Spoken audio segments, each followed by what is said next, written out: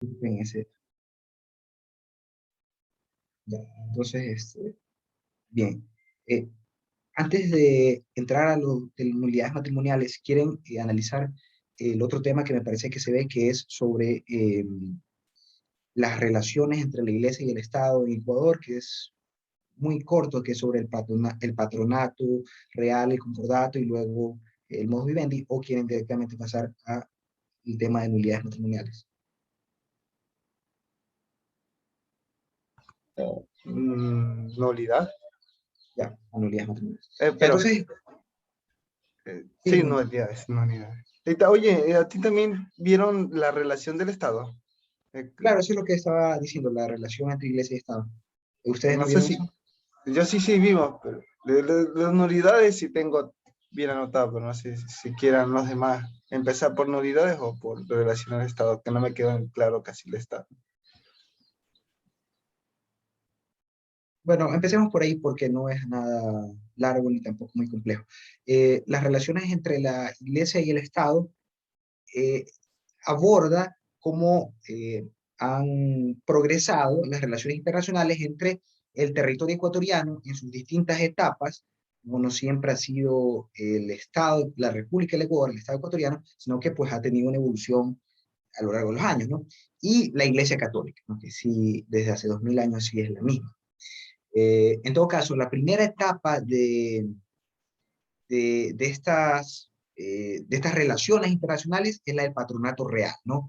El patronato real fue una institución jurídica por la cual la iglesia otorgaba ciertas facultades a la corona española para que, re, digamos, regule las cuestiones relativas a política y a,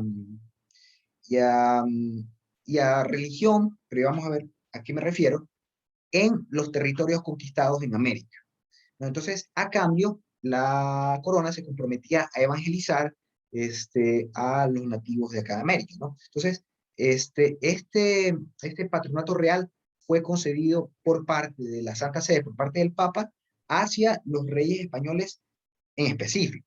Uno de los privilegios que se le otorgaba a los reyes españoles es la de eh, sugerir, proponer a personas para que ocupen los cargos de obispos en las distintas diócesis o arquidiócesis. Si bien es cierto, nosotros sabemos que en la potestad sagrada, ¿no? La potestad episcopal, que es la que se impregna en las personas que van a hacerse obispos, por la cual adquieren todos los poderes y facultades que tienen, ¿no?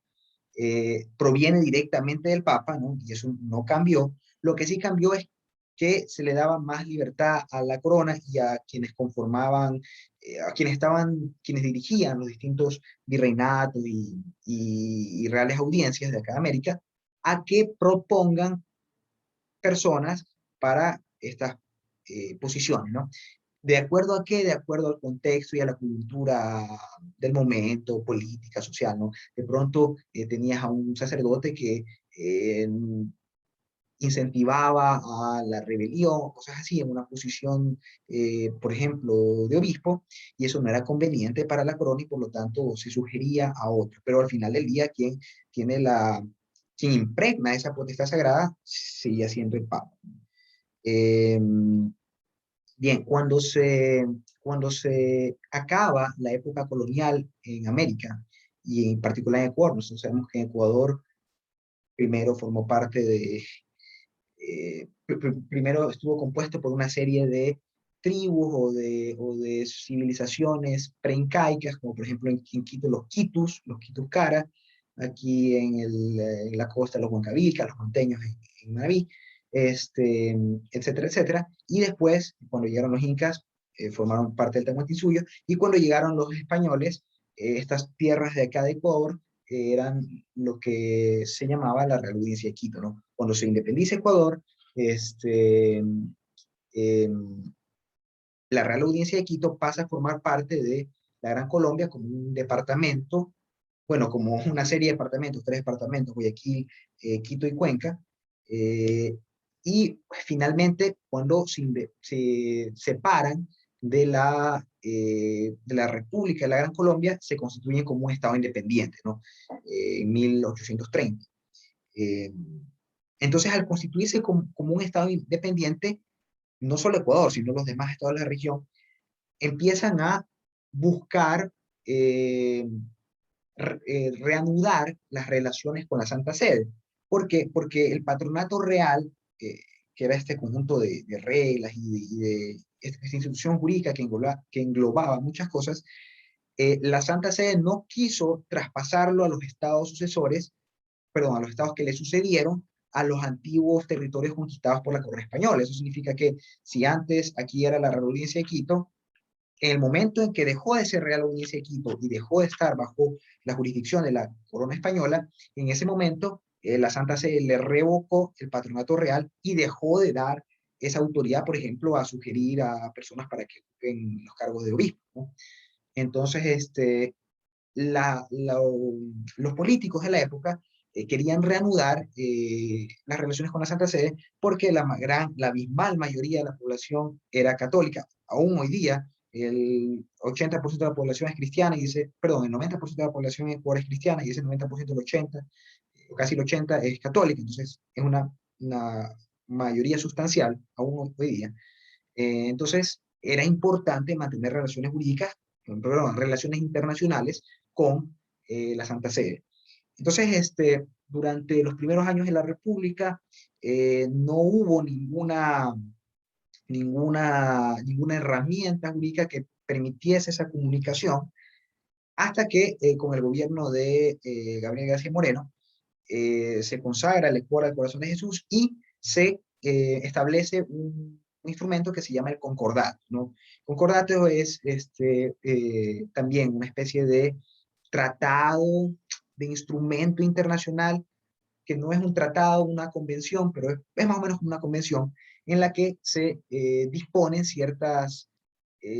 cómo va a ser las relaciones entre el Ecuador y la Santa Sede. Entonces, este es el famoso concordato de 1862. Después de la muerte de García Moreno, llegan al poder, bueno, bastante inestabilidad política, llegan al poder una serie dictadores, como el famoso Ignacio Veintimilla, que Juan Montalvo le escribe cosas bastante fuertes en contra de Ignacio Veintimilla. Ignacio Veintimilla, en un principio, rompe el concordato y después quiere eh, reanudar las relaciones en la Santa Sede, porque bueno, el gobierno de Ignacio Veintimilla, que era dictador, ¿no? Fue bastante tumultuoso, entonces, bueno, luego quiere reanudar las relaciones con la Santa Sede y crea otro patronato, bueno, sugiere otro patronato, ¿no? Entonces, esta convención, este patronato, ya no da la potestad de elegir a los obispos o de sugerirlos, y es un poco más restrictivo también por la época, ya se estaba evolucionando hacia un estado cada vez más laico y más secular, de un estado fusionado con la cuestión religiosa, con la iglesia, se pasa a un estado que cada vez se va secularizando y volviéndose eh, más laico. Eh, Posteriormente viene la revolución liberal, la guerra civil ecuatoriana, que es la revolución de Levi Alfaro, en 1895, y a partir de aquí, Alfaro, que, que era un revolucionario, una persona eh, que pertenecía a esta corriente ideológica, pues propone, bueno, no solo propone, se esfuerza por separar completamente la iglesia del Estado, ¿no? Y uno de los efectos claros en materia jurídica y que vamos a analizar después es eh, la inclusión del divorcio, por ejemplo, de, o mejor dicho, la inclusión del matrimonio civil en el ordenamiento jurídico ecuatoriano, que ya preveía la posibilidad de divorciarse. Y esto fue en 1902, ¿no? Ya este matrimonio civil, ya el matrimonio canónico, ya no surtirá los mismos, no surtirá efectos civiles, y el matrimonio civil ya preverá ciertas cosas distintas al matrimonio canónico, por ejemplo, esta elemento de indisolubilidad que vamos a estudiar después, que es único y central en el matrimonio eclesiástico o matrimonio canónico. Entonces, bueno, después de este periodo de la Revolución Liberal, sobrevienen los otros gobiernos liberales, como el de Isidro Ayora, por ejemplo, eh, bueno, otros más, hasta que se instaura otro dictador que es Federico Páez, ¿no? Federico Páez, bueno, fue un jefe supremo de Estado, no electo de manera democrática, ni tampoco mediante una constituyente, como se solían elegir en esa época a los presidentes, eh, sino que se instaura a sí mismo, en un momento de inestabilidad política, se instaura a sí mismo como jefe supremo de Estado.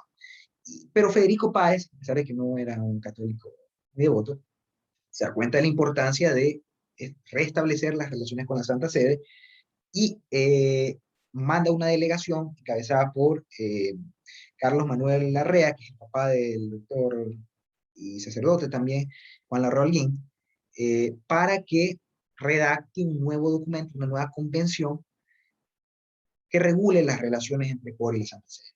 Y esa nueva convención es el Modus Vivendi, ¿no? Que es, bueno, más que una convención, un instrumento internacional que regula las relaciones entre la Iglesia y el Estado, ¿no?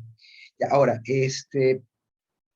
de aquí, por ejemplo, es importante mencionar la figura del nuncio apostólico, que es una especie de embajador de la Santa Sede en en el estado, en cada estado al que vaya el nuncio. En este caso, el nuncio en el Ecuador es una especie de embajador de la Santa Sede en el Ecuador, ¿no? Entonces, ¿por qué existe el nuncio? Porque oficialmente sí existen relaciones internacionales entre Ecuador, el Estado ecuatoriano y la Santa Sede, ¿no? Este Modus Vivendi es el documento que ha sobrevivido hasta la actualidad, que está en vigencia y que, pues, entre otras cosas, por ejemplo, reconoce el derecho de las personas a acceder a una educación católica, el derecho de los padres, muy en concordancia con lo que dice la Constitución y el Código de la Niñez, el derecho de los padres a elegir una educación religiosa que vayan eh, enmarcadas a los valores que ellos tengan, ¿no? Por ejemplo, todo eso está reconocido en el,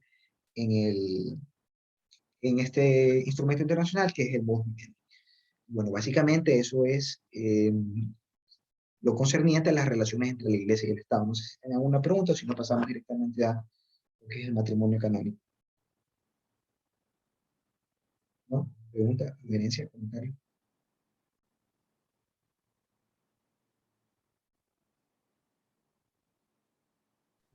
Lopi. Ya. Entonces, ¿qué es el matrimonio canónico? Ya, en primer lugar hay que decir que el matrimonio es ante todo un sacramento. No sé si ustedes analizaron, bueno, me parece que sí, los 44 dogmas de fe de la Iglesia Católica, y ustedes saben que cuando un dogma es con una creencia es elevada al dogma, se vuelve inmutable, no se lo puede cambiar, no se lo puede refutar. Entonces, el matrimonio como sacramento es uno de los dogmas de fe de la Iglesia Católica. Entonces, recuerden, ustedes saben que hay varios sacramentos, está el bautismo, la Eucaristía, la confirmación, el matrimonio, la unción a los enfermos, y en caso de que no te cases y te quieras consagrar, pues la consagración o el orden, ¿no? En caso de que te vuelvas un sacerdote. Bueno, en todo caso, el matrimonio es ante todo un sacramento instituido por Jesús, ¿no? Y que podemos encontrar en las Sagradas Escrituras eh, distintos pasajes en los que se menciona al matrimonio como sacramento. Por ejemplo, en Mateo capítulo 19, versículo 6, en Marcos capítulo 10, versículos del 6 al 8, y luego los apóstoles de Jesús también siguen eh, mencionando o siguen recalcando la importancia del matrimonio como sacramento. Cabe notar como concepto histórico que en esa época tanto en Roma como como En, sí, en el en- pueblo judío, en el contexto hebreo, la gente se podía divorciar, ¿no? O sea, la gente pregunta por qué el matrimonio católico canónico es indisoluble. Bueno, los judíos podían divorciarse, la ley de Moisés les permitía a los judíos divorciarse. Lo que tenían que hacer era coger a su esposa, llevarla a la plaza pública y repudiarla, eh, y los romanos también también podían divorciarse, ¿no? Entonces, había una situación y obviamente como el poder económico y político estaba concentrado en hombres, entonces había una situación misógina que desfavorecía a la mujer. Entonces, hay un pasaje de la Biblia que me parece que es el que menciona, que es Mateo 19, en la que los judíos le reclaman a Jesús y le preguntan qué pasa con una persona que se vuelve a casar, y Jesús le dice que comete adulterio, y ellos le dicen, pero ¿por qué? Si la ley de Moisés nos permite repudiar a nuestras esposas, volver a casarnos, y le dice que en la antigüedad eso no era así, y que es debido a que los judíos tienen un corazón muy duro, son egoístas, que, eh, digamos, se permitió que existiera esta figura de como una especie de proto-divorcio, ¿no? No es un divorcio, pero una especie de, de, de, de, de solución de ese vínculo matrimonial. Entonces, ahí está la base bíblica, la base en las Sagradas Escrituras de por qué el matrimonio es indisoluble. Cabe notar que en el mundo occidental, eh, obviamente influenciado por el cristianismo y por la religión católica, el matrimonio fue indisoluble hasta que se da la reforma anglicana, no solo la reforma protestante, sino de muchas denominaciones protestantes que reconocen que el matrimonio es indisoluble, pero la reforma anglicana, liderada por Enrique VIII, que pues se quería separar de su esposa, que era la hija del rey de España, y quería que el Papa le otorgue una nulidad matrimonial, y el Papa, al ver que ese matrimonio era válido, no se lo otorgó, y él se separó y creó su propia iglesia, la iglesia anglicana, con él como cabeza, en la que se permitía el divorcio. En todo caso, bueno, eh, bien. Entonces, el matrimonio, ¿qué dice el canon 1055? Dice que la alianza matrimonial, el matrimonio es la alianza matrimonial por la cual un varón y una mujer constituyen entre sí un consorcio para toda la vida, ordenado por su misma índole natural, al bien de los cónyuges y a la generación y educación de la prole, y que fue elevada por Cristo Señor a la dignidad de sacramento entre bautizados. Entonces, de aquí sacamos tres cosas importantes, ¿no? En primer lugar, que el matrimonio es un consorcio para toda la vida, lo cual es el elemento de indisolubilidad que tiene el matrimonio, no se puede disolver, es un negocio jurídico que no puede disolverse. Luego sacamos que es un sacramento instituido por el propio Jesús y por lo tanto no se puede refutar, es una institución jurídica que no está sometida a cambios que alteren esa estructura básica que es entre hombre y mujer y consorcio para toda la vida. Pueden haber cambios, y de hecho han habido cambios en relación entre el código de 1917 y el código del 83, que es el que está vigente, pero ya vamos a analizarlo, ¿no? Y por otro lado, este canon te menciona cuáles son las funciones, ¿no? del matrimonio, ¿no? Por un lado, la función unitiva, que es el bien de los cónyuges, y por otro lado, la función procreativa, que es la generación y educación de la prole. Antes había una tercera función que era la de, digamos, canalizar el instinto sexual de las partes, pero esa estaba prevista en el artículo, perdón, en el canon, perdón, en el código de 1917, pero fue eliminada, y actualmente las únicas funciones del matrimonio son unitiva, que es por la cual se busca el bien de los cónyuges, y procreativa, que es la de generar y educar a la prole. Eh, bien. Bueno, aquí tengo la regulación del instinto sexual, que era la que les mencionaba que fue abolida en relación entre el código pasado y esta de acá. Eh, el matrimonio canónico, aparte de ser un contrato, tiene una característica especial que lo distingue del matrimonio civil, y es que el matrimonio es un contrato por el cual una parte se entrega a la otra, es decir, es una donación, ¿ya? Una parte se dona a la otra. Y eso es muy importante. Y como nosotros sabemos, cuando las donaciones, salvo en casos específicos, no pueden revocarse, no te puedo dar un regalo y luego quitártelo. Por lo tanto, en este negocio jurídico, jurídico canónico, que es el matrimonio, una vez que se da esa donación, no puede revocarse, es irrevocable. Eh, Existen distintos tipos de matrimonio, bueno, no tipos, pero el matrimonio se puede constituir entre diferentes personas y al hacerlo se forman como subdivisiones del matrimonio, ¿no? El matrimonio es uno, está sujeto a las reglas de, bueno, no a las reglas, pero a la definición que nos da el 1055 del Código de Derecho Canónico, eso es claro, ¿no? Pero si bien es cierto, el matrimonio es uno, existen como en el código mismo situaciones especiales que están, que conllevan consecuencias un tanto diferentes a las del matrimonio que se da entre dos personas bautizadas y católicas, ¿no? Y estos son el matrimonio mixto. El matrimonio mixto es cuando tenemos a dos personas, un hombre y una mujer, mejor dicho, de los cuales ambos son bautizados y uno es católico y otro pertenece a otra denominación cristiana. Es bautizado, es cristiano, pero no es católico. Entonces tienes a un católico y a un no católico, pero cristiano, que ha sido bautizado. Entonces, en ese caso tienes un matrimonio mixto.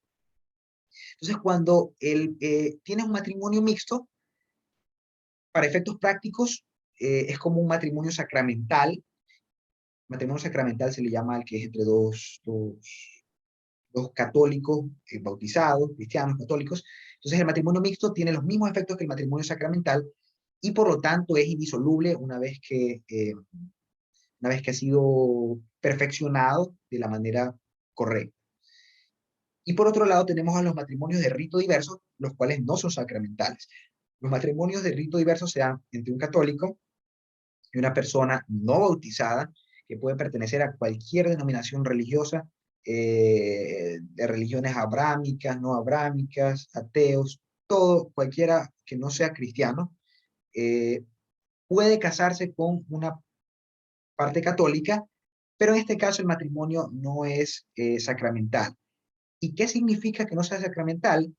Que en ciertas situaciones puede disolverse, ¿no? Por ejemplo, cuando se pone en peligro la salud espiritual de la parte católica, porque se la obliga a ir en contra de sus creencias, pues se puede conceder el privilegio paulino eh, y disolver ese matrimonio, bueno, sí, disolverlo, ¿no? Justamente porque al no ser sacramental no tiene esta característica de indisolubilidad. Y esto tiene su base en que, ¿cuál es la función principal de la iglesia? Que creo que la vimos en el primer parcial.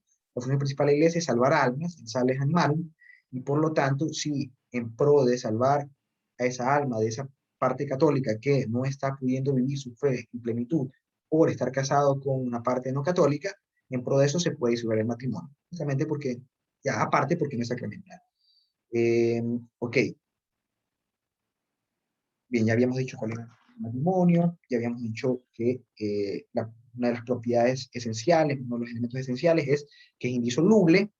Ya, lo dijimos en derecho civil, pero volvamos a repetirlo. La diferencia entre nulidad y disolución, ¿no? En el derecho canónico, en la Iglesia Católica no se puede disolver matrimonios. Una vez que un matrimonio ha sido celebrado de manera válida, conforme a la forma canónica correcta entre personas que han otorgado su consentimiento libre y voluntario y que las partes sean hábiles, una vez que se ha dado de manera válida, es indisoluble. Entonces, no se puede disolver, no hay divorcio en la Iglesia Católica. Lo que sí se puede solicitar es la nulidad de ese matrimonio, ¿no? Que, bueno, vamos a verla después, pero la nulidad lo que implica es que ese matrimonio nunca existió, ¿no? Y por lo tanto, al no existir, pues no surte estos efectos de ser indisoluble, de ser un sacramento, ¿no? Una pregunta que se suele hacer es, ¿qué pasa si una persona ha estado casada con otra en un matrimonio nulo y pues después de que se separa de ella, inicia una demanda de nulidad matrimonial, una demanda de nulidad canónica, y se le concede la nulidad. Entonces la pregunta es si vivió o no vivió en pecado durante esos tiempos, y la respuesta es que no, porque el pecado implica una situación de conciencia, de estar consciente de mis actos, y por lo tanto, si yo no tengo la conciencia, el conocimiento de que estoy cometiendo un pecado, por lo tanto, no hay tal pecado, y las partes que han vivido en un matrimonio nulo, que de acuerdo a la Iglesia Católica es pecado, eh, no lo han cometido, ¿no? No lo han cometido porque no tenían el conocimiento de que están viviendo en un matrimonio nulo, ¿ya? Eh, ¿Cuáles son las excepciones? Dijimos que un matrimonio sacramental, bueno, no lo dijimos, pero un matrimonio sacramental que sea rato y que esté consumado. Rato significa que haya sido realizado conforme a la manera canónica prevista, correcta, y consumado significa que haya existido la cópula carnal. Eso es un matrimonio que es rato, que se encuentra, que es rato y ya ha sido consumado, es indisoluble. Un matrimonio que es rato y no consumado sí puede disolverse por el privilegio petrino que lo tiene el Papa, el romano pontífice, ya, en tanto que no haya existido esta cópula carnal. Entonces, para otorgar este privilegio, hay tres requisitos, ¿no? La inconsumación del matrimonio, en el sentido de que no había cópula carnal, ¿no? Que existe una causa justa y que sea a petición de una de las partes o de ambos, ¿no? Obviamente queda arbitrio del Santo Padre, del Papa, decidir si puede, si quiere, mejor dicho, porque es un privilegio, hay que recordar eso, no es un derecho, es un privilegio, si quiere otorgar o no la disolución de ese matrimonio que es rato, pero que no está consumado. Entonces, bien. Eh, y el matrimonio que no es rato puede después subsanarse, puede perfeccionarse por las partes en caso de que lo quieran hacer. Ya, perfecto. Bien, ¿cuáles son los elementos que deben estar presentes para que un matrimonio sea válido y en su defecto? ¿Cuáles son los elementos o cuando un matrimonio puede ser nulo, ¿no? ¿Cuándo un matrimonio es válido? Cuando está realizado entre partes hábiles, con la forma canónica correcta y que han prestado su consentimiento mutuo y que carezca de cualquier tipo de vicio. Por ende, cuando un matrimonio es nulo, cuando ese matrimonio ha sido realizado por personas inhábiles, que vamos a ver cuáles son, es decir, como vimos en derecho civil, que tengan algún impedimento que afecte su capacidad para realizar este negocio jurídico, eh, cuando se ha realizado, o mejor dicho, cuando no se ha realizado con la forma canónica correcta, o cuando el consentimiento prestado por una o ambas partes no es un consentimiento que no es pleno y que se encuentra viciado. Dentro de los impedimentos que atacan, digamos, la habilidad, la capacidad de las partes para contraer matrimonio están eh, 12 tipos, ¿no? Que están recogidos en 4 bloques grandes, ¿no? Primero están los impedimentos que nacen de causas personales.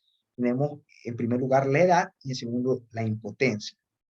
En el Código de Derecho Canónico sí se estipula que los menores de edad pueden casarse. La edad para los varones es de 16 años y la edad para las mujeres es de 14 años, ¿no? Eso está en el canon 1083, numeral 1. No obstante, en Ecuador ocurre una situación sui generis, una situación distinta, porque la Conferencia Episcopal Ecuatoriana, que está compuesta de obispos, ¿no? Los cuales tienen potestad episcopal y pueden decidir, tomar decisiones sobre las diócesis del país, han decidido que no se permitan los matrimonios entre personas menores de edad. ¿Por qué? Si el Código de Derecho Canónico me permite que se casen menores, siempre y cuando el varón sea mayor de 16 y la mujer mayor de 14, ¿por qué porque la conferencia episcopal me lo impide en el caso de Ecuador? Porque en Ecuador se solicita como requisito para contraer matrimonio que exista matrimonio civil previo, porque se entiende que como el matrimonio canónico no surte efectos civiles, entonces a fin de proteger a las partes, se solicita que previamente hayan contraído matrimonio civil. Ah, o sea que primero tienen que casarse por civil Sí, antes sí, de eclesiástico. sí, exactamente. ¿Es obligatorio o es una opción? Es obligatorio y me parece que no es dispensable. O sea, cuando uno de los impedimentos que vamos a ver, cuando tú quieres, a pesar de que recaes en ese impedimento, quieres solucionarlo, solicitas una dispensa, que es un documento que se envía al obispo. Pero con esto de la edad no es dispensable. Eso significa que por más de que tú le solicites al obispo, el obispo, imagínate que tú tienes 16 años y te quieres casar con tu novia. Entonces tú le solicitas al obispo que quieres casarte y que eres menor de edad y que le pides una dispensa es como una especie de exención, o sea, de que se te exime de que no recaigas en este elemento en particular, el obispo no te la va a dar porque este impedimento no es dispensable, no se puede dispensar, entonces necesariamente debe ser mayor de edad.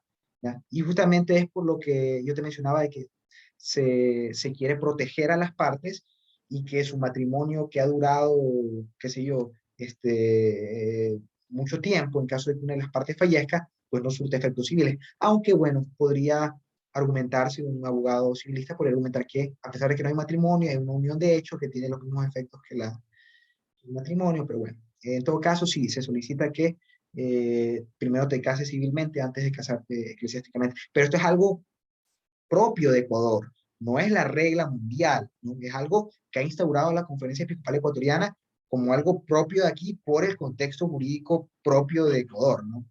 Pero no es algo, no es una regla general.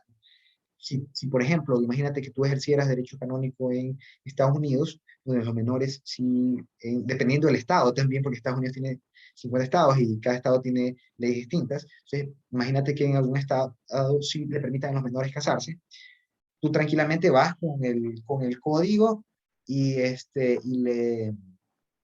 y ese menor de edad puede casarse, ¿no? Esto es una situación particular propia de Ecuador. Ya. Eso dentro de los impedimentos que nacen de causas personales, ¿no? Primero la edad. Sabemos, menores de edad en Ecuador nunca por nunca pueden casarse. En otros países sí, porque el código te permite que un varón mayor de 16 y una mujer mayor de 14 se case. Ya, el otro impedimento que nace de las causas personales son la impotencia. Ya, aquí hay que diferenciar entre impotencia y esterilidad. La esterilidad, el, el canon 1084 te dice que la esterilidad no afecta la validez del matrimonio. ¿Por qué? Porque la impotencia implica que la parte impotente, cualquiera de los dos, el varón o la mujer, son incapaces de consumar el matrimonio por su calidad de impotente. Imagínate que eh, se esté casando una persona, qué sé yo, que no pueda mantener una relación, que no pueda copular, entonces, eh, al no hacerlo, no va a poder consumar el matrimonio, y como no puede consumar el matrimonio, ese matrimonio siempre va a quedar inconsumado y por lo tanto no va a ser sacramental, no va a tener esa característica de insolubilidad.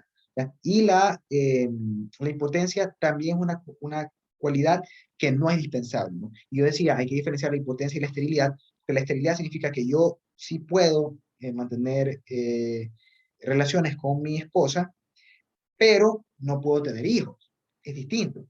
Y la esterilidad no afecta la validez del matrimonio, excepto en el caso de que se busque como una cualidad específicamente buscada en la pareja, en el esposo. En ese caso sí lo vicia, pero bueno, eso lo vamos a ver más adelante. Pero aquí hay que diferenciar impotencia y esterilidad. Impotencia es la incapacidad de mantener relaciones, capacidad de realizarla, de consumar el matrimonio, y esterilidad es la incapacidad de procrear hijos. Impotencia es un impedimento dirimente, no dispensable, la esterilidad no afecta para nada la validez del matrimonio, a menos que sea una cualidad específicamente buscada. A menos que yo me case con mi esposa y diga, yo toda mi vida he querido tener hijos y lo que más adoro son los niños, o ella que diga, lo que más adora son los niños, que siempre ha querido tener 10 hijos, y se casa conmigo, aparte de por las cualidades que sea que ella ve en mí, se casa con eh, con ese ánimo de procrear hijos y de tener una familia grande. Entonces, al yo ser estéril, pues hay un defecto en cuanto a una cualidad que ella específicamente buscaba. Si yo hubiese sabido que yo era estéril, no se hubiese casado conmigo. Y entonces, al ser una cualidad específicamente buscada, sí vicia el consentimiento, pero eso lo vamos a ver después, ¿no? Y en todo caso, en esta parte es importante diferenciar entre impotencia y esterilidad, ¿no? Tampoco es dispensable, ¿no? La impotencia no es dispensable, o dispensable, lo cual crea un problema porque, por ejemplo, hay parejas que tienen algún tipo de enfermedad por la cual son impotentes, no sé, las personas que son parapléjicas, cosas así, y no pueden consumar el matrimonio y al no hacerlo, pues ahí existe un problema, un impedimento dirimente. Bueno, el segundo grupo de impedimentos son los que nacen de las causas jurídicas, ¿no? Eh, Estos a su vez se subdividen en cuatro. Los que provienen de vínculo ligami, que quiere decir que yo todavía tengo un vínculo matrimonial anterior. Vínculo matrimonial que valga la pena decir, no importa mi situación civil, lo que importa es mi situación canónica. Eso quiere decir que si yo estaba casado con alguien y me divorcio de ella, canónicamente voy a decir casado, por más que esté divorciado y me pueda volver a casar civilmente, canónicamente no puedo, porque tengo un vínculo matrimonial anterior. Otro impedimento es la disparidad de culto, el cual sí es dispensable, ¿ya? Dispensable recurriendo al obispo y solicitándole que me permita tener un matrimonio de rito diverso. Sí es dispensable, pero obviamente el obispo debe cerciorarse de que pues la parte no católica, no cristiana, porque entendemos que un matrimonio de rito diverso, la otra parte no es ni siquiera cristiana, sino es un culto completamente ajeno, si va a permitirle a la parte católica ejercer su fe y vivir de acuerdo a sus preceptos religiosos.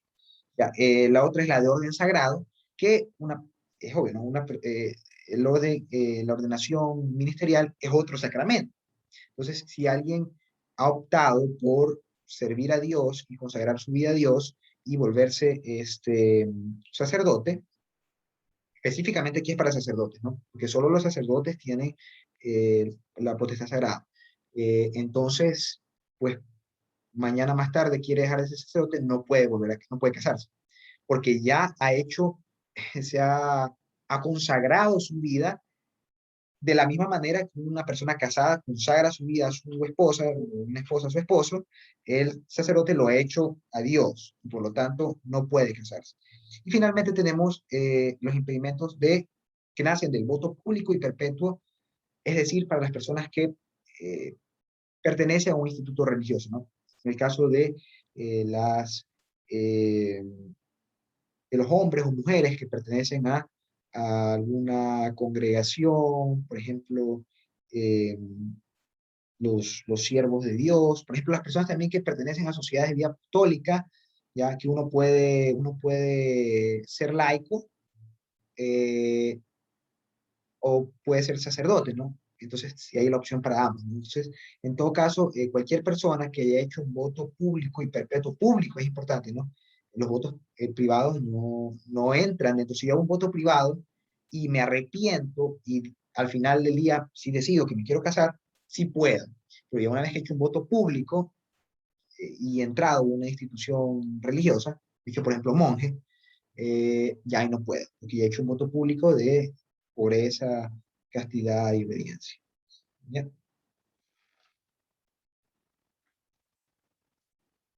Luego tenemos los impedimentos que nacen de los delitos, que son dos. Los impedimentos eh, que surgen del rapto, ¿no? Y los impedimentos que surgen del conyugicidio. El rapto es secuestrar a una persona con el fin de casarse con ella, ¿no? Obviamente, en este caso, la persona que es secuestrada, pues no, no es una parte hábil para casarse y por lo tanto es nulo ese matrimonio. Y en el caso del crimen, del conyugicidio, es igual que en el derecho secular, eh, la persona que en complot con otra ha orquestado un plan para asesinar a su cónyuge y ha logrado su cometido, porque aquí no se prevé tentativa, sino directamente la consecución del hecho delictivo maté a mi esposa, ¿no? Entonces yo no me puedo casar con la persona con la que realicé el complot para, eh, para matar a mi esposa, ¿no? Pero lo interesante es que esta causal sí es dispensable. Entonces, imagínense que yo me condena, qué sé yo, a lo que sea que prevea el COIP por el delito de homicidio, ¿ya? Y a la otra persona con la que hice el complot también, y después de los 20 o no sé, la cantidad de años que nos den, salimos, nosotros podemos pedir, a pesar de recaer en un impedimento, ¿ya? Que afecta nuestra habilidad para contraer matrimonio, podemos solicitarle al obispo que nos otorgue una dispensa y nos podemos casar. Así que este impedimento sí es dispensable. Así que a final de cuentas, uno sí se puede casar con la persona con la que conspiró para matar a su esposo. Bueno, y luego tenemos los impedimentos. Si me ibas a decir algo. Eh, y lo que estamos viendo los impedimentos, ya. Uno de los impedimentos, como estaba diciendo, aquí no te escuché bien, pero aquí no se permite casar a los menores de 17 años, ¿verdad? Sí, no se puede. Ah, ya, solo quería saber eso. Sí, sí.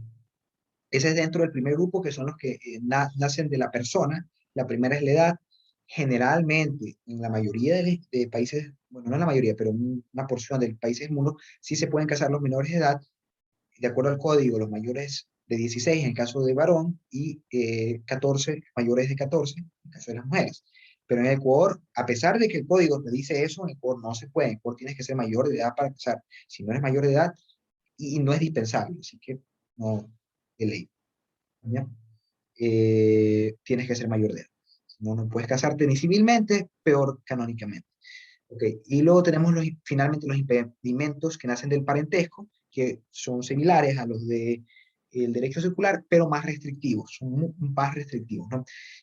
Los impedimentos que nacen de la consanguinidad de las partes, que en línea recta no permiten casar a ningún ascendiente con su descendiente o descendiente con su ascendiente. No me puedo casar ni con mi madre, ni con mi abuela, ni con mi bisabuela, ni con mi tatarabuela, ya, no se puede nada de eso, ni con el nieto, hijo, etcétera, etcétera. Eh, pero en el caso de la línea colateral, es hasta el cuarto grado. ¿Se acuerdan que en el derecho civil secular es hasta segundo grado? Bueno, aquí es hasta el cuarto grado. ¿Qué implica cuarto grado? Que no me puedo casar con mi prima, ¿ya? Mientras que en el derecho secular sí puedo. Ahora bien, pese a que el código estipula que en línea colateral hay un impedimento con parientes que tengan consanguinidad hasta el cuarto grado, esto sí es dispensable. O sea, yo me puedo casar con mi prima, incluso con mi tía, siempre y cuando tenga la dispensa con el hermano. Eso, el obispo nunca te va a dar dispensa para eso. eh, Porque es una relación incestuosa que constituye un pecado, que está prohibida por el código y también por las Sagradas Escrituras. Con hermanos no, pero con el caso de tíos y primos sí es dispensable, y eh, si se lo solicitas al obispo y justificas, puede que te lo dé. Recuerden que las dispensas también son un privilegio que caen a arbitrio, a disposición de lo que quiere el obispo. El obispo puede decidir darte la dispensa o no. Okay. Luego tenemos los impedimentos que nacen de la afinidad de las partes, que solamente son en línea recta. Yo no me puedo casar, son en línea recta y perduran o subsisten a vínculos matrimoniales anteriores. Y esto es importante porque, por ejemplo, significa que si yo estaba casado con Pepita y falleció Pepita, yo no me puedo casar con la mamá de Pepita, ni con, imagínate que Pepita tenga otra hija, ni con la hija de Pepita, ¿ya? y eso subsiste al hecho de que yo ya no tengo vínculo matrimonial con Pepita, ya la suegra ya no es mi suegra y la hija ya no es mi hijastra. ¿Me explico? Entonces, pero aún así perdura la inhabilidad para contraer matrimonio con personas que se tenga una relación de afinidad solo en línea recta. En línea colateral, sí se puede, ¿no? Con mis hermanos o hermanas políticas, o sea, los hermanos de mi esposa, con ellos, en teoría, sí podría casarme, aunque sería raro, pero bueno. Eh, Bien, luego está el de pública honestidad, que tiene que ver con la existencia de uniones de hecho, que en derecho canónico se conocen como relaciones de concupiscencia, de concubinato. Entonces, si yo tengo una relación de concupiscencia, estoy impedido de casarme. Por ejemplo, nosotros vimos que en el derecho secular, si yo tengo una unión de hecho y encuentro una tercera persona y me caso con esa tercera persona, se elimina, se rompe el vínculo de esa unión de hecho. Pero sí me puedo casar con una tercera persona, ¿no? Contraer matrimonio. Pero en derecho canónico no puedo. Hasta que no rompa esa relación de concupiscencia, de unión de hecho, no puedo contraer el matrimonio canónico, no me puedo casar. Tengo que primero eliminar eso. Y las que sean por parentesco legal, de padres y hermanos adoptivos, eh, de padres adoptivos son en línea recta, o sea, no me puedo casar ni con mi papá adoptivo, ni con mi abuelo, mi mamá adoptiva, ni con mi abuela adoptiva, ni con mi bisabuela adoptiva, y en el caso de línea colateral, hasta segundo grado. O sea que con mis hermanos adoptivos no me puedo casar, pero por ejemplo con mis primos adoptivos sí me puedo casar. ¿Ya? Y en el caso del parentesco legal colateral, también puede haber una dispensa. O sea que yo, en teoría, sí me podría llegar a casar con mi hermana adoptiva, si es que tuviese, ¿no? Y el obispo me diese la dispensa. Entonces, creo que el obispo te dé la dispensa es otra historia totalmente diferente. Ya, ese es el primer requisito para la validez del matrimonio. Que las partes sean hábiles y que no tengan uno de los impedimentos, que son los 12 que acabo de mencionar. Luego tenemos que el matrimonio sea celebrado de una forma canónica correcta, que implica 5 cosas, ¿no? 5 cosas, 6 cosas, perdón. Primero, que sea realizado entre bautizados. Ya vimos que los, no importa que una parte no sea católica, siempre y cuando sea bautizada en una iglesia cristiana. Es un matrimonio mixto que es sacramental y tiene los mismos efectos que el matrimonio sacramental, ¿no? Es indisoluble y todo lo demás, ¿no? Pero las partes, por ejemplo, si yo me caso con una persona, con una chica que es evangélica, ese matrimonio, a pesar de ser un matrimonio mixto, tiene los mismos efectos que un matrimonio sacramental, a pesar de que la parte es evangélica y la parte puede decir, bueno, o anglicana, mira, por ejemplo, y la parte anglicana puede decir, yo no creo en la indisolubilidad del matrimonio, pues pues qué pena, pues ese matrimonio sigue teniendo esta característica de indisoluble porque a pesar de ser un matrimonio mixto, tiene los mismos efectos que el matrimonio sacramental. Entonces lo primero es que sea hecho entre bautizados. Si no es hecho entre bautizados, ya vimos que sí se puede, pero requiere una dispensa y una situación un poco más engorrosa porque implica analizar que se permite a la parte católica vivir su fe. Ya. 2, que sea realizado entre personas que tengan un pleno uso de la razón, es decir, que no una de las partes no tenga algún tipo de discapacidad intelectual que le prive de ese uso de la razón, discapacidad intelectual grave, ¿no? No estamos hablando de algún grado de discapacidad menor que le permita llevar su vida normalmente, no estamos hablando de una discapacidad que le prime completamente, de forma grave, de su uso de la razón. Ya, que el matrimonio no sea realizado por una persona cualificada. Ya, usualmente la persona que realiza el matrimonio es un clérigo, generalmente el párroco de, vale la redundancia, una parroquia en la cual te estás casando. No obstante, esto sí es dispensable en el sentido de que yo puedo elegir a otra persona que tenga la potestad sagrada o incluso que no tenga la potestad sagrada porque un diácono que no tiene, que no es que el diácono que se acuerdan en la escalerita, teníamos diácono, presbítero, obispo, el diácono que todavía no tiene la potestad sagrada, porque el presbítero a partir de ahí es que es un sacerdote como tal, el diácono sí puede casar. Entonces, sí es dispensable, ¿no? Imagínate el caso, yo tengo un gran amigo mío que está estudiando, que está haciendo el noviciado, y es diácono, ya todavía no es sacerdote, pero es diácono, pero es mi amigo que es casi como mi hermano, y yo quiero que él me case con mi esposa. Entonces, ¿puede hacerlo? Sí, siempre y cuando yo tenga una dispensa del obispo que diga que me lo permite.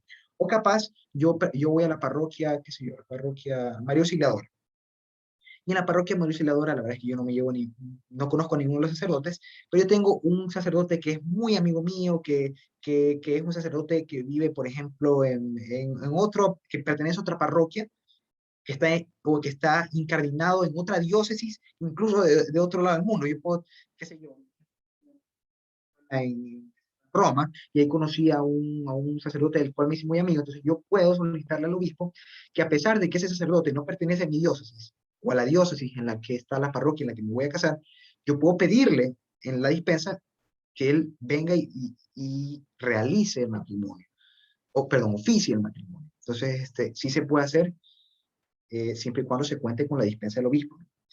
Otro requisito, que existan dos testigos hábiles, ¿no? Los testigos hábiles simplemente deben ser personas mayores de 18 años que tengan pleno uso de la razón y que justifiquen eh, que las partes contrayentes están otorgando su consentimiento de manera voluntaria, ¿no? Se supone que los testigos deben dar fe de que esas dos personas, esa pareja que está contrayendo matrimonio, lo está haciendo de manera libre y voluntaria. Se supone que deben hacer, pueden ser testigos, imagínense que sean testigos que no realicen ese trabajo que les toca, pues ahí habría un error en cuanto a el requisito de forma canónica correcta y ese matrimonio sería nulo. Imagínate que yo me estoy eh, casando y uno de los testigos es una persona que tiene algún tipo de discapacidad y no puede dar fe de que yo estoy libremente, o que es o imagínate que, vamos a poner un caso más extremo, me están obligando a casarme mediante amenazas o mediante violencia física, y la persona que me está obligando a casarme, ponte el papá de la novia, trae a dos testigos que son mayores de 18 años y tienen pleno uso de la razón, pero que no justifican que yo estoy dando mi consentimiento voluntario porque son testigos puestos por el papá de la novia. ¿Ya? Entonces, en ese caso también habría un error con respecto a este requisito de validez, ¿no? Entonces, deben ser testigos de mayores de 18 años, con pleno uso de la razón y que justifiquen, que den fe de que efectivamente las partes contrayentes están celebrando el matrimonio por su consentimiento voluntario y libre.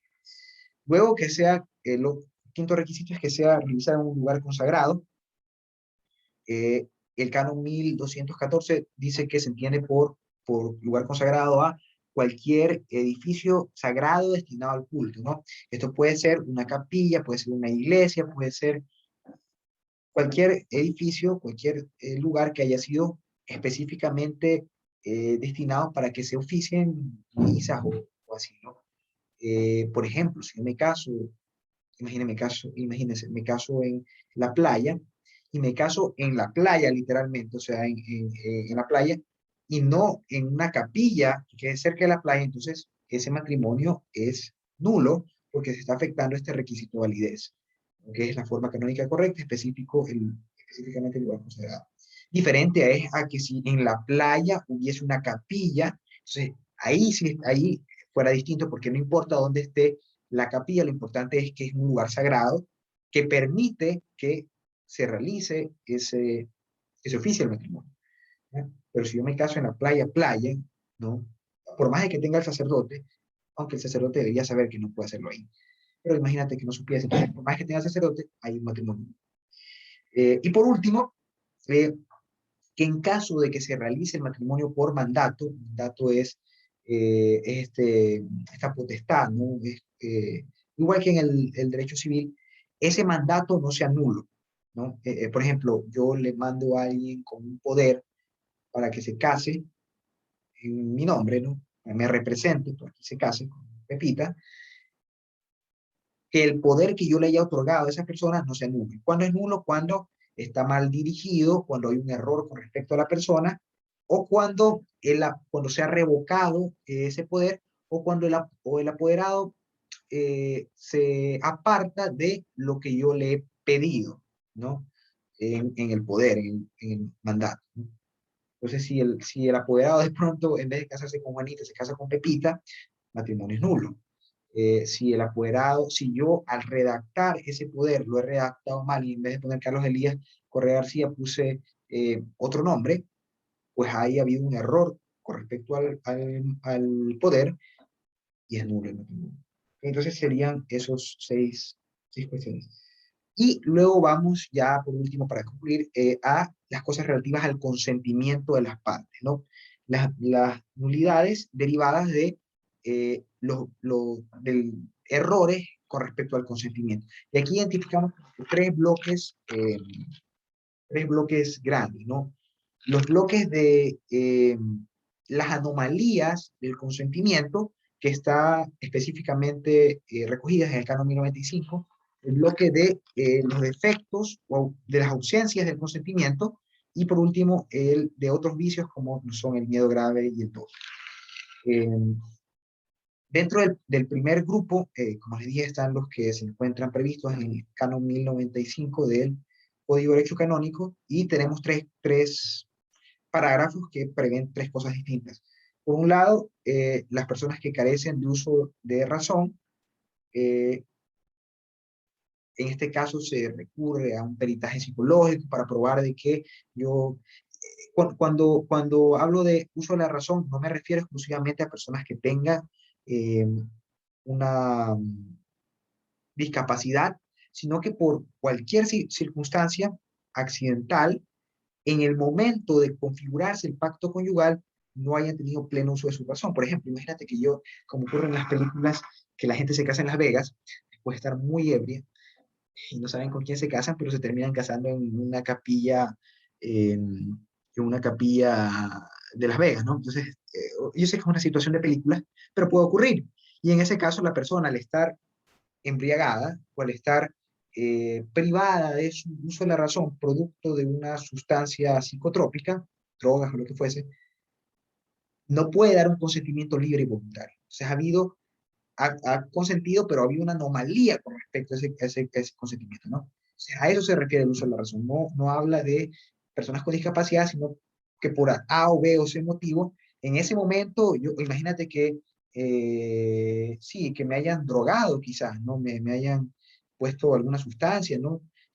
Claro que ahí también se configuraría otros elementos como dolo, violencia, etcétera, etcétera, y me hayan drogado y me hayan prácticamente obligado a casarme, y yo me despierto al día siguiente bien casado, y ese matrimonio es nulo porque una de las partes no prestó, mejor dicho, no contaba con uso de la razón al prestar su consentimiento para el pacto conyugal. Ese es el primer parágrafo. El segundo parágrafo habla de grave defecto y discreción de juicio, que se divide en dos grupos a su vez, en inmadurez y grave defecto de libertad interna. La inmadurez tiene que ver con que la persona, a pesar de ser hábil para casarse, ¿no? En el caso de Ecuador, a pesar de ser mayor de edad, por alguna situación particular es inmaduro y no entiende la complejidad de otorgar su consentimiento para algo tan importante como es el matrimonio, ¿no? Entonces, no comprende, no puede dar un consentimiento verdadero porque no entiende la complejidad que implica casarse. Y por otro lado tenemos a los graves defectos de libertad interna, que aquí hay que marcar una diferencia entre grave defecto de libertad interna y miedo grave, ¿no? El grave defecto de libertad interna se parece al miedo grave, excepto de que es, como dice el nombre, una cuestión propia, interna, mientras que el miedo grave, como vamos a ver, tiene cuatro características, que es externo, es indeclinable, bueno, etcétera, etcétera, pero es externo. Entonces, cuando algo me provoca, cuando yo mismo me provoco ese miedo, es grave defecto de libertad interna y entra dentro del parágrafo 2 del canon 1095, y cuando un tercero me lo provoca, es miedo grave. Entonces, ¿cuál es el caso? Imagínense, por ejemplo, que yo tuviese una novia y ella la embarazara. Entonces, nadie me obliga a casarme, pero yo, porque soy una persona de pronto muy devota, eh, digo, no, ¿saben qué? Me voy a casar porque mi religión, mis creencias, mis valores me dicen que me debo casar. Entonces, yo mismo me estoy restringiendo mi libertad a mí mismo, ¿no? Y eso se configura como una causal que afecta, mejor dicho, que provoca un grave defecto de discreción de juicio. Entonces, esta segunda causal, que es grave defecto de discreción de juicio, se divide en inmadurez. Inmadurez significa que la persona no entiende la complejidad del acto jurídico al que se está metiendo, y grave defecto de libertad interna tiene que ver con que yo mismo me estoy restringiendo mi libertad, pero yo mismo, o sea, es por mis propias, no es que nadie me está diciendo, ni que mi novio me dice cásate o nada, no, yo mismo, por mis valores, por mis creencias, por mis ideas, me estoy autoobligando a casarme. Eh, y el tercer parágrafo habla sobre, que es el parágrafo más versátil de todos los que vamos a ver, de todos los cánones, de todas las causales para nulidad matrimonial, es el más versátil, es el de incapacidad para asumir las obligaciones del matrimonio producto de causas de naturaleza psíquica. Cabe notar que el legislador canónico no explica en ningún punto qué son causas de naturaleza psíquica, no menciona qué es una causa de naturaleza psíquica. Entonces, ¿qué sucede? Le corresponde a la jurisprudencia, a la Rota Romana, que es el tribunal más alto de el derecho canónico, desarrollar qué corresponden causas de naturaleza psíquica, a la Rota Romana y a la doctrina, la dogmática jurídico-canónica, ¿no? Entonces, el canon ni otra parte del código te explica qué son causas de naturaleza psíquica. Y por lo tanto te abre un abanico de posibilidades a que muchas cosas entren dentro de causas de naturaleza psíquica. ¿Qué cosas entran?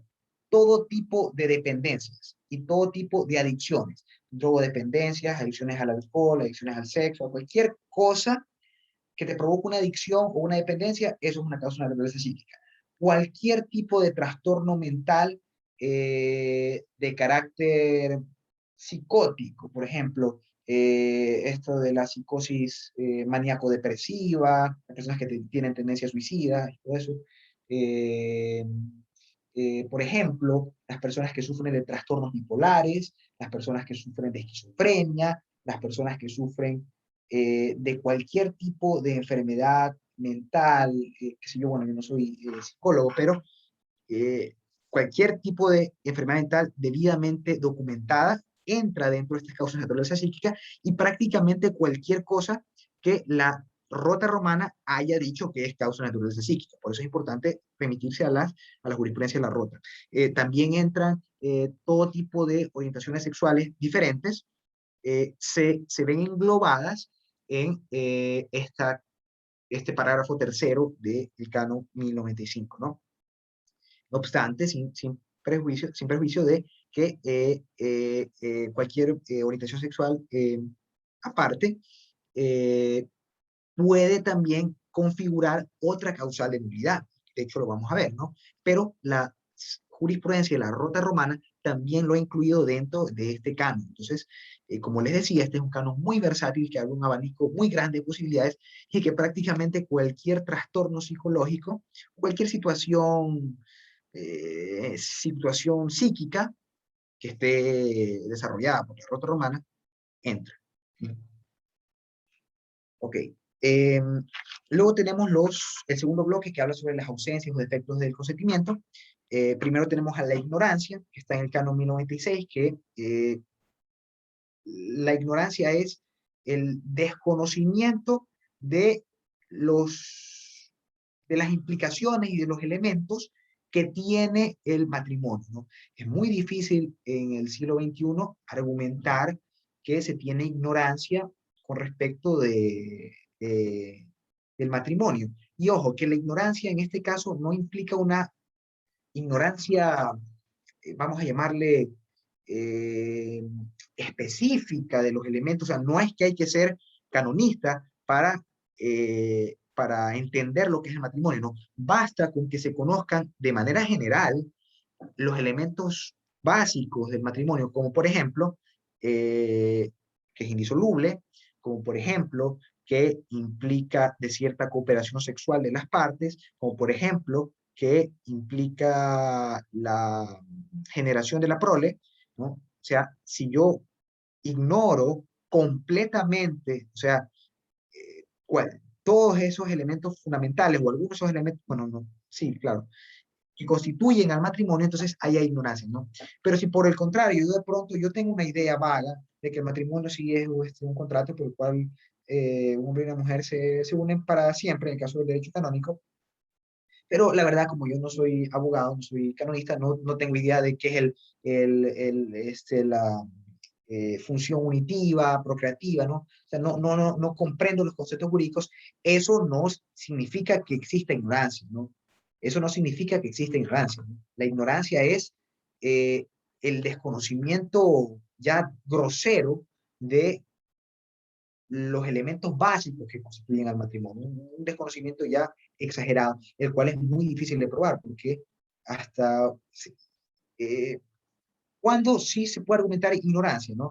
Y esto no ocurre en Ecuador, por eso digo que en Ecuador es difícil de probar, cuando por la edad de la persona se puede presumir que se desconoce estos elementos elementales del matrimonio. Imaginemos una chica de 14 años que se está casando.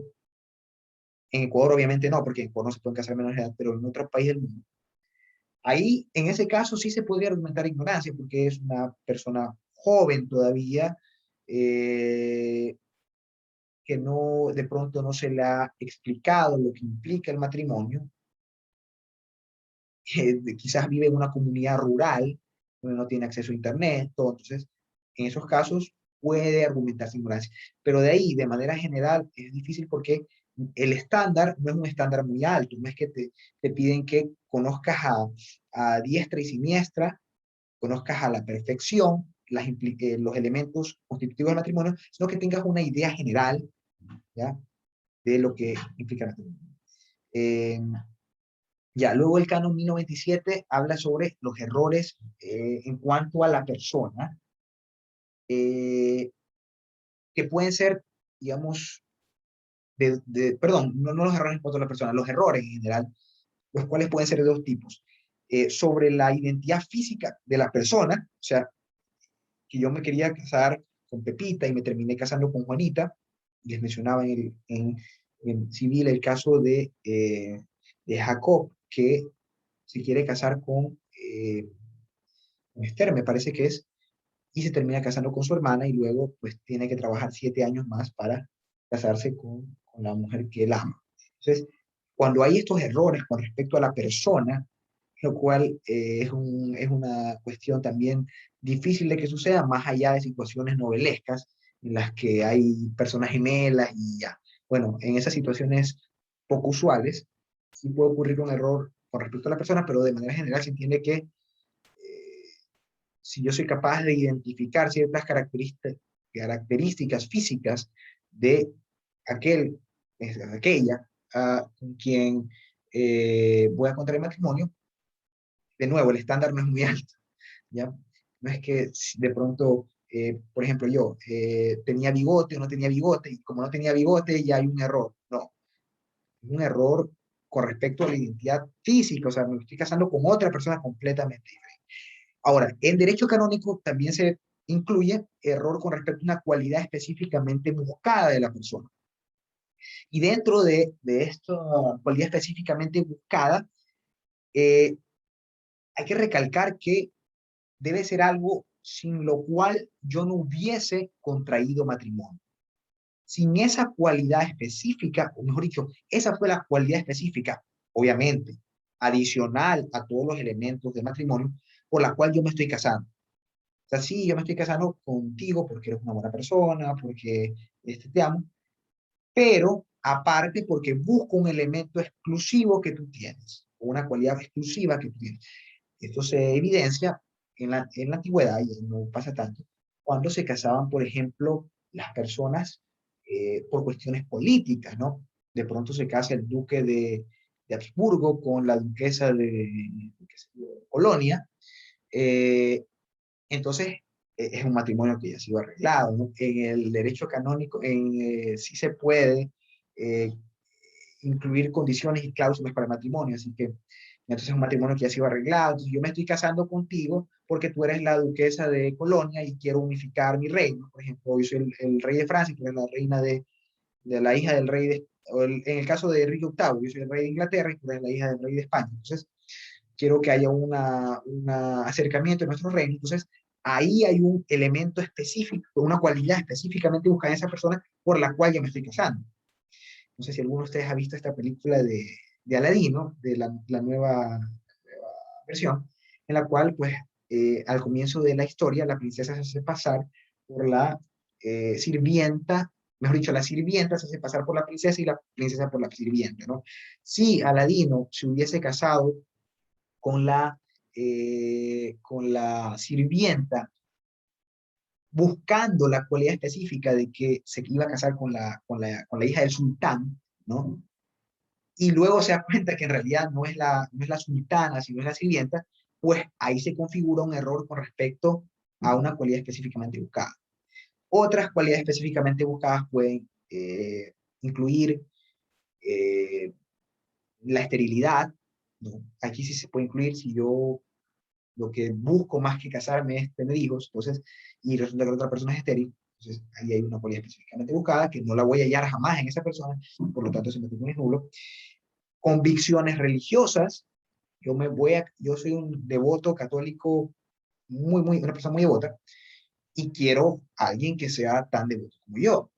Y de pronto me caso con alguien que resulta que no, que es ateo, y de hecho hay jurisprudencia sobre el ateísmo que lo reconoce como una cualidad, bueno, no el ateísmo, sino, digamos, la falta de convicción religiosa, es decir, ser ateo, o ser agnóstico, pertenecer a otra, o no creer en Dios, o lo que fuese, como un elemento específicamente buscado, porque al final del día, si yo soy muy devoto y tú eres, por ejemplo, me gusta ir a misa todos los domingos, y tú eres ateo, entonces ¿cómo me vas a acompañar? ¿Cómo vas a vivir mi fe de la manera en la que yo la vivo?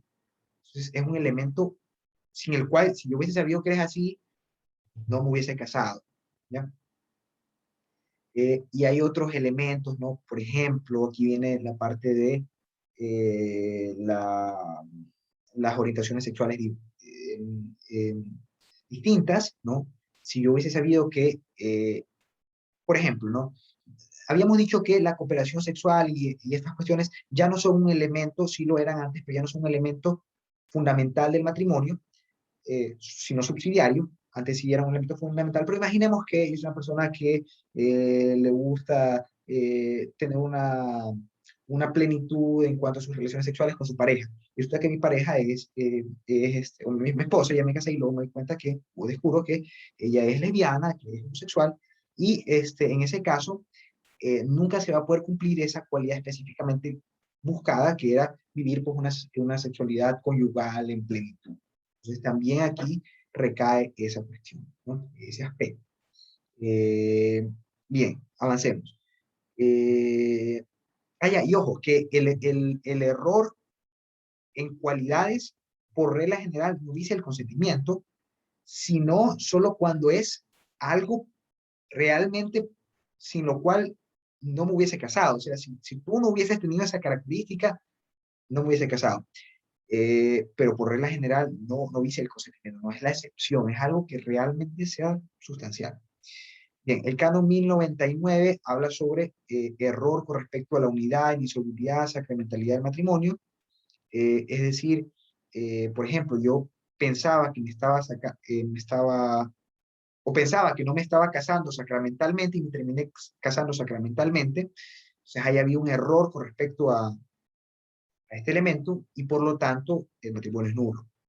Error con respecto a la indisolubilidad. Aquí hay que diferenciarlo de la ignorancia, ¿no?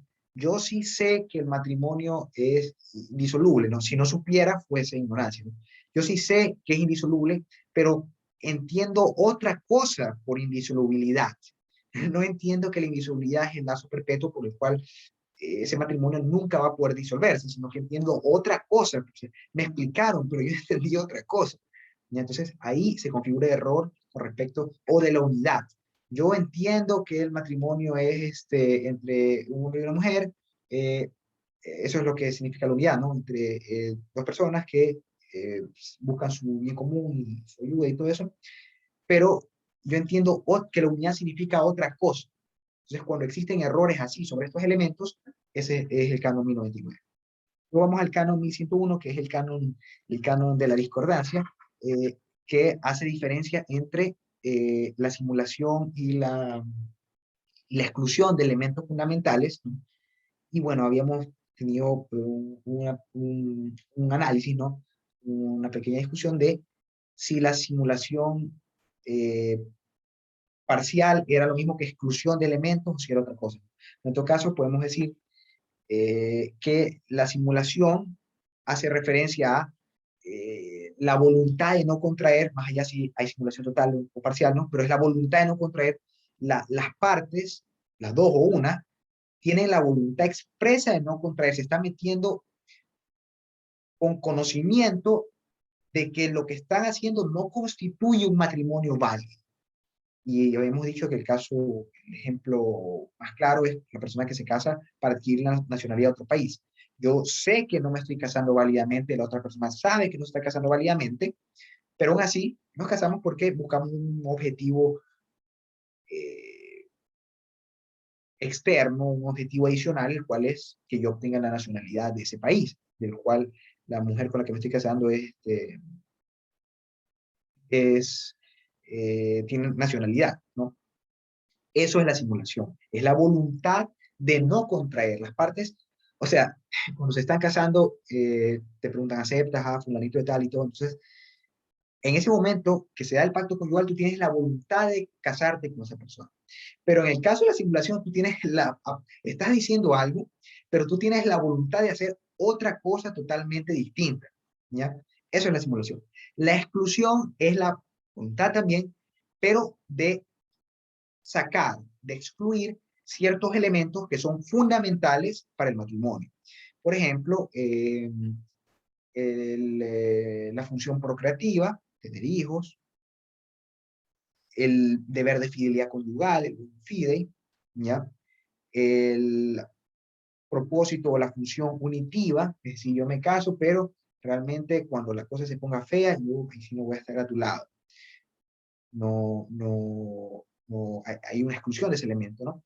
Y una cosa importante que hay que mencionar es que la doctrina desarrolla la diferencia entre no disponer o no utilizar un derecho y tener la voluntad de excluirlo. No es lo mismo. Por ejemplo, en el caso de la procreación, la generación de la prole. Una cosa es, la Iglesia Católica reconoce, si bien es cierto, no, de hecho le da un carácter pecaminoso y de pecado mortal a los anticonceptivos, eh, sí reconoce el derecho de las parejas a decidir, de los esposos me refiero, a decidir en qué momento de la relación tener hijos, ¿ya?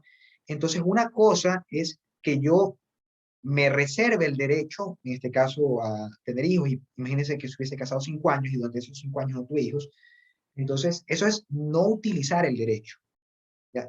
Ese caso no vicia el consentimiento por la exclusión de elementos, porque yo si hubiese permanecido 6 o más años casado, quizás si hubiese tenido los hijos, ¿ya? Eso no es la exclusión, eso es simplemente no utilizar el derecho. No estoy utilizando el derecho a generar prole.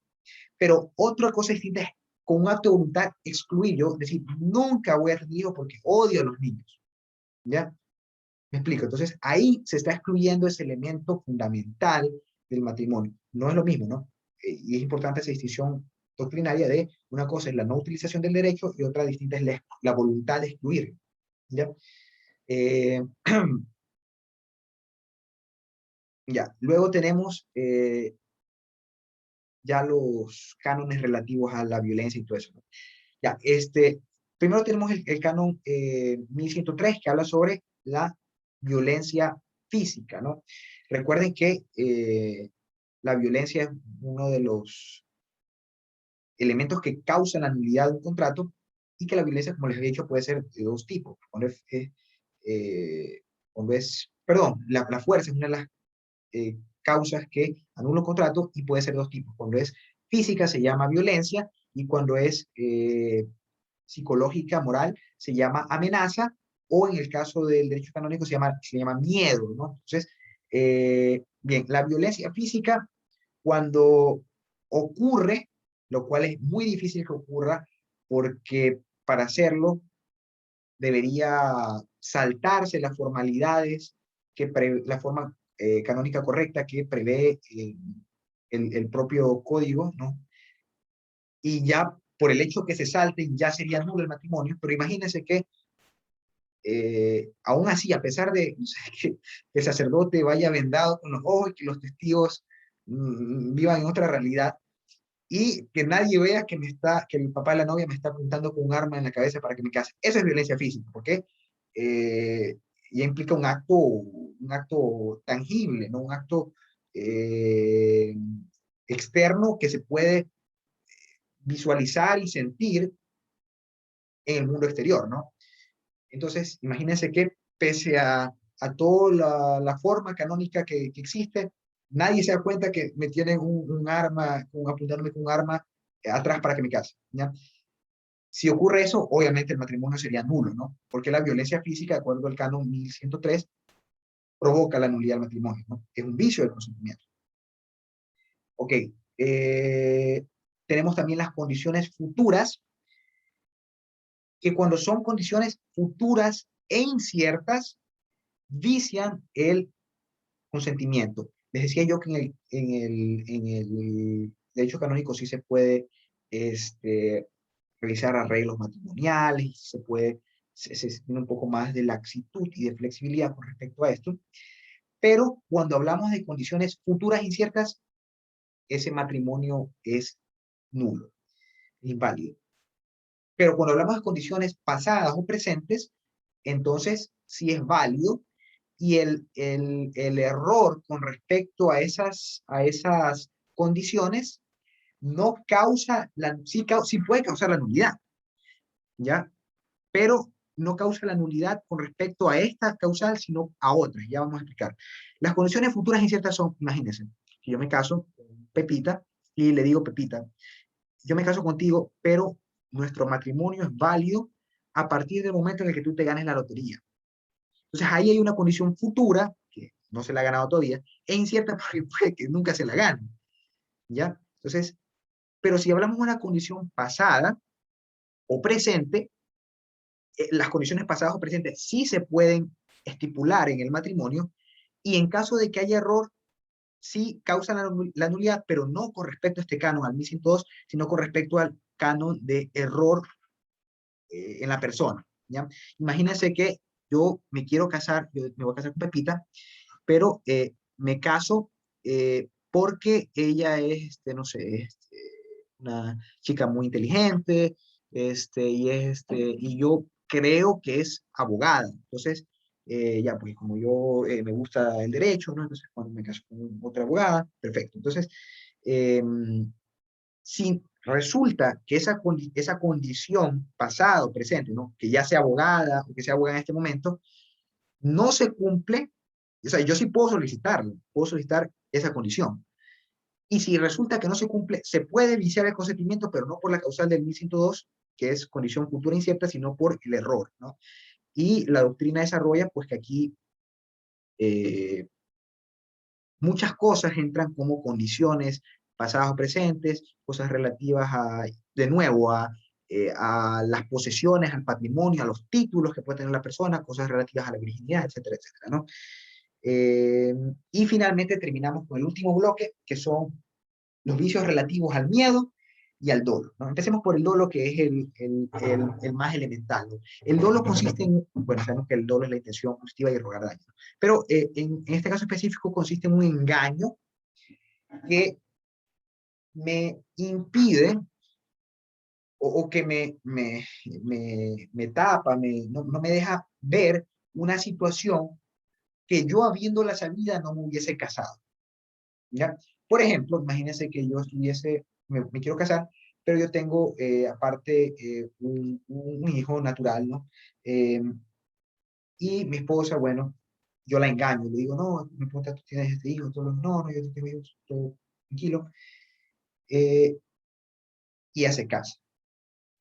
Y después, en el transcurso del matrimonio, ella se da cuenta de que yo he la he engañado, le he mentido. Entonces ahí existe dolo, porque si ella hubiese sabido, si hubiese estado al tanto de ese engaño, probablemente no se hubiera casado. Obviamente el dolo no se reduce solo al ejemplo que estoy dando, sino que el dolo es, implica muchas otras cosas. ¿Me Eh, iban a hacer una pregunta así? y ella, pero si ella sabía que él anteriormente, antes del matrimonio, él era mujeriego y ella igualmente se casa, ya no es nulidad matrimonial. Si él sabía que era No, no, mujeriego, mira, si ella la que se ya, casa, o sea, no, pongamos que ella pone la demanda. ya, ella Ya, pone la demanda. ya, demanda. Ya, él se casa con él, pero ella sabía cómo se comportaba él antes del matrimonio, que era mujeriego. Mm. Mujeriego, pero igualmente se casa con él. Ya no vendía ese nulidad matrimonial, ¿verdad? Ya no le vendía nada. Ya, sí habría nulidad matrimonial, pero no por dolo. Habría nulidad matrimonial. ¿Yo qué pondría? Yo pondría primero, Cano 1095, parágrafo 3, causa de naturaleza psíquica, adicción al sexo o algo así, ¿ya? Uno.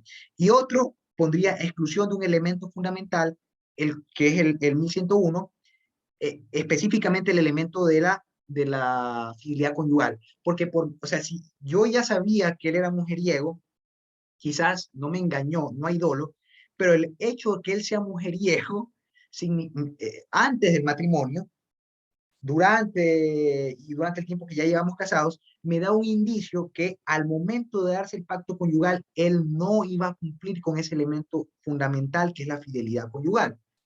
Y si, o sea, si hay un viejo eh, eh, eh, proverbio de la sabiduría popular que dice si ladra es que es perro, si hace cuacuá es que es pato, ¿no? Entonces, si ya tenía yo indicios de que esa persona tenía ese comportamiento antes de configurarse el patrimonio, perdón, el pacto conyugal, el matrimonio, eso me da una idea de que nunca iba a cumplir con ese elemento de la fidelidad, no me iba a ser fiel. Entonces, si bien es cierto, no hay nulidad por el canon de dolo, porque no me engañó en medio, eso sí, bien honesto el caballero, dijo desde el comienzo que era mujeriego, entonces no hay dolo, sí hay la exclusión de un elemento fundamental que es la fidelidad conyugal, que es el bonum fide, y por tanto el matrimonio es nulo. No es nulo por esa causal, pero es nulo por otra. Y adicionalmente, si le quieres agregar la del 1095, parágrafo 3, que yo les expliqué, adicción a cualquier cosa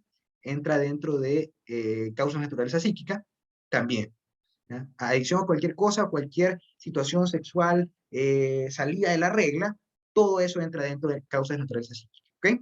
Entonces, ese matrimonio sí sería nulo, no por dolo, pero porque el señor, al ser mujeriego, pues está, obviamente si es mujeriego significa, por definición, ¿no? Significa que va a estar con varias parejas sexuales y que no va a darle ese carácter de exclusividad a su esposa. Y al no hacerlo, no está transgrediendo uno de los elementos fundamentales del matrimonio, que es el deber de filia conyugal, el bonum fide. Y aparte, si le quieres agregar el 1095, Eh, parágrafo 3, como te decía. yo pensaría agregarle el 1095, parágrafo 2 sobre inmadurez. Ah, también, Inmadurez muy bien. también. Sí, Porque perfecto. ella, pero recae sobre ella, no por él, recae sobre ella porque ella era como, digamos que se ilusionaba y eso es como una grave inmadurez porque no tenían bien en Sí, claro cuál era el deber sí, esencial del sí. matrimonio. Ujú. Eso es. Sí, Ya. sí. Lo chévere del 1095 es que, como ustedes se dan cuenta, por ejemplo, te dice grave defecto de expresión de juicio, pero no te especifica que es un grave defecto de expresión de juicio. Es la doctrina la que hace esta diferencia entre inmadurez y grave libertad de falta interna. Entonces, lo chévere es que tú, a medida que argumentes el caso, y muy bien, y lo dices muy bien, ¿no? En este caso, sí puedo argumentar sin madurez. Quizás, ojo, que la inmadurez implica una situación que proviene desde la infancia de la persona, un problema con la crianza de la persona. Entonces, tú tendrías Pro- que probar de que Provienen de quizás hechos pasados, de hechos de hechos pasados. pasados, claro, de hechos pasados dados durante el tiempo en que la persona era joven, ¿no?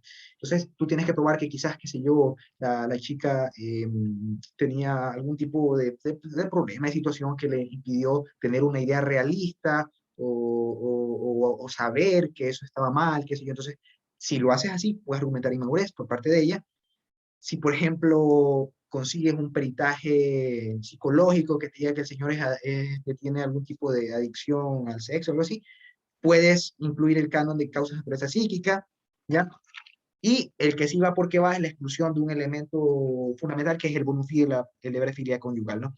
No hay dolo, pero hay todos los anteriores que acabamos de mencionar, que son bastantes, ¿no? Entonces a eso les mencionaba cuando decía, ustedes pongan de más, bueno, es preferible, ¿no? Porque a medida que lo desarrollen y lo argumenten, como lo estamos haciendo ahorita, está perfecto, ¿no?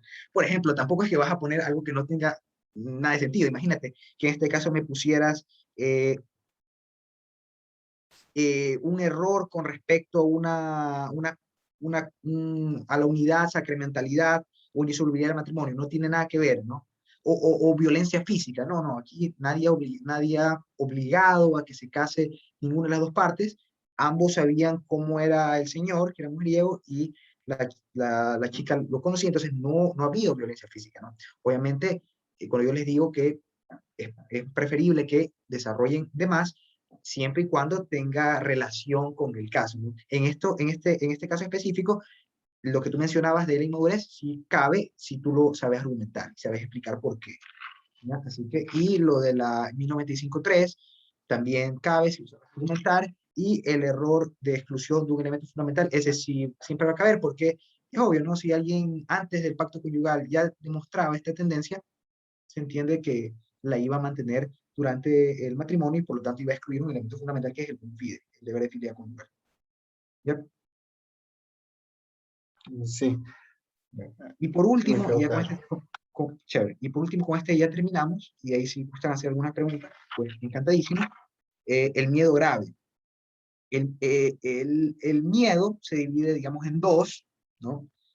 Uno es el miedo grave que está reconocido en el código, y el otro es el temor reverencial, que a diferencia del derecho civil, sí causa la nulidad del matrimonio.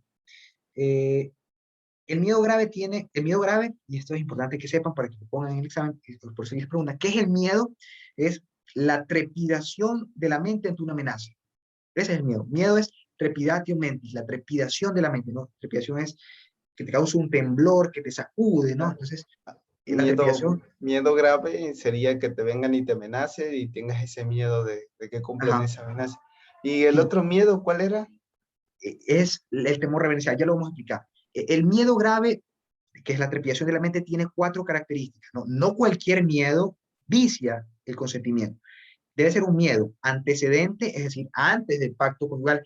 ¿Qué pasa si yo me caso y ya después de que me caso me amenaza a mi esposa?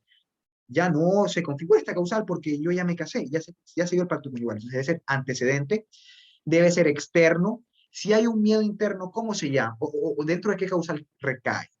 Dentro de esta, no, dentro de la causal del 1095, parágrafo 2, que es grave defecto de discreción de juicio, específicamente grave defecto de falta de libertad interna, ¿no?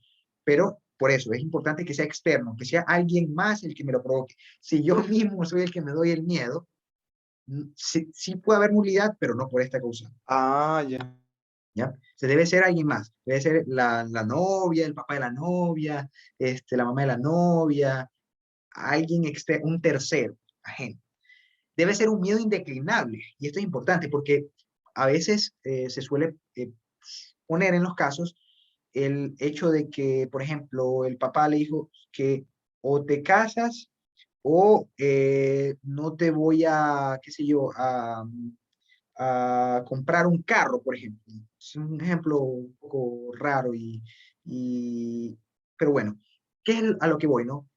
O te casas o no te compras un carro, ¿ya? Significa que te está dando opciones, producto de las cuales las consecuencias no afectan tanto a tu proyecto de vida. Entonces tu papá te dice, a ver, cásate, y si te casas te compro un carro, y si no te casas, no te compro un carro. ¿Te está dando opciones? Sí te está dando opciones. Y puedes declinarlas, puedes decir, bueno, al final no, yo más que casar, más que el carro, quiero estar con alguien a quien ame de verdad. Entonces, debe ser indeclinable, debe ser como dice Vito Corleone en El Padrino, una oferta que no puedes rechazar, ¿ya? O sea, debe ser algo que no puedes decir que no, porque si lo haces, va a haber consecuencias para tu vida, ¿ya? Y por último, debe ser grave, ¿no? No te puedo yo amenazar con decirte, si no te casas, ¿qué dice yo? Te voy a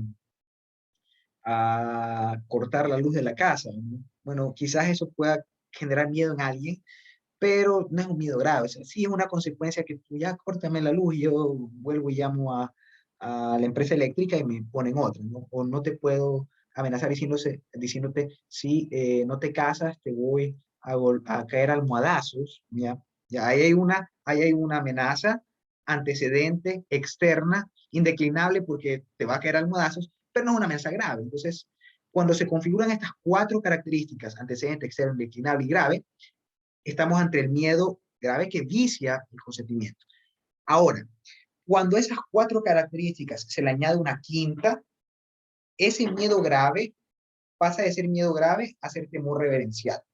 Ese temor reverencial, ese quinto elemento es el temor por arruinar la relación con una persona en grado de superioridad. Ojo, debe ser el temor de la ruina de la relación con una persona en grado de superioridad. En superioridad. Eso Jefe, significa, sí. un ¿Perdón? jefe, un jefe. Un jefe, un papá, un abuelo, una mamá, alguien que esté en relación de superioridad, que la relación no sea horizontal, sino que es una relación vertical. Por ejemplo, si mi hijo me dice, papá, imagínate que yo hubiese estado casado y falleció mi esposa y me voy a casar. Entonces, me dice, papá, si te casas con Pepita, yo te voy a dejar de hablar. Ahí hay temor reverencial. No, porque existe, yo puedo amar a mi hijo con toda mi vida y puedo temer arruinar la relación con él porque lo quiero. Pero no existe una relación de superioridad, porque se entiende que yo al ser el papá estoy en una relación de superioridad con respecto a él. Distinto es que si mi papá o mi mamá me dice, Carlos, por ejemplo, mi mamá, si te casas con esa chica, te voy a dejar de hablar. Ahí se constituye el temor reverencial, porque yo puedo decir, yo me casé porque, o si no te casas con esa chica, mira, imagínate en el caso por ejemplo, para que vean dos causales, yo embarazo a mi novia, por ejemplo, y por un lado tengo el grave defecto de libertad interna, porque yo digo, bueno, por mis valores, por mis creencias, por lo que fuese, me voy a casar, una, y otra porque mi mamá me dice, si no te casas con esa chica, te voy a botar de la casa y te voy a dejar de hablar. ¿Ya? Entonces, ahí se configuran esas dos causales, grave defecto de libertad interna y temor reverencial. Y el temor reverencial sí aplica porque yo tengo una relación de subordinación con respecto a mi mamá. Ella está en una relación superior a mí. Y yo temo arruinar esa relación, aparte de las consecuencias materiales, tangibles, que son que me bote en la casa. Entonces, por lo tanto, me caso. Entonces, el miedo grave tiene cuatro características: antecedente, externo, indeclinable y grave, y cuando se le añade una quinta, que es el temor de arruinar una relación con una persona con quien se tiene una relación de superioridad, se constituye el temor reverencial. Y el temor reverencial sí inicia el consentimiento. ¿Ya? Entonces, en ese caso, cabe, ¿no? O como tú dices, un jefe. Yo me acuerdo que en mi caso que presenté como tutoría, puse el caso de un chico que había embarazado a una chica que era la hija de su jefe, quien aparte era un político y era un hombre muy influyente en la comunidad en la que ellos vivían, y le amenazó a él y aparte era alguien con quien él tenía una relación muy estrecha, a pesar de no ser el papá, era como que lo quería como un padre. Entonces, y el señor lo amenazó de que si no se casaba, pues iba a hacer la vida imposible. Entonces, ahí existe temor reverencial porque, eh, bueno, hay un miedo antecedente, igual, externo, indeclinable, grave, porque me está amenazando con que me va a botar qué sé yo, del trabajo, lo que sea. Y aparte, como es mi jefe, a quien yo respeto, a quien yo considero como casi un papá, y es la hija de él, entonces también hay el temor de arruinar la relación con alguien que está en superioridad, que es mi jefe. Y aparte es mi suegro, bueno, va a ser. Este, entonces ahí hay temor reverencial, ¿ya? Porque hay ese quinto elemento que es la ruina de la relación, el temor por arruinar la relación, ¿ya? No sé si, y con eso terminamos, no sé si tienen alguna pregunta, duda, sugerencia, comentario. Yo, para una sugerencia acerca del examen de ciencia y persona, Ah, ¿cómo, ya. qué exactamente va? O sea, te va a poner el caso, tú tienes que redactar conforme a las nulidades y esas cosas, y, o sea, tenemos que hacer Permíteme, así, permíteme, justificar. sí, permíteme un segundito. Caroline, no sé si ya terminamos la grabación porque ya terminamos de explicar lo que teníamos que explicar y, Sí, listo, y ahorita ya la pausa. estas preguntas ya las podemos resolver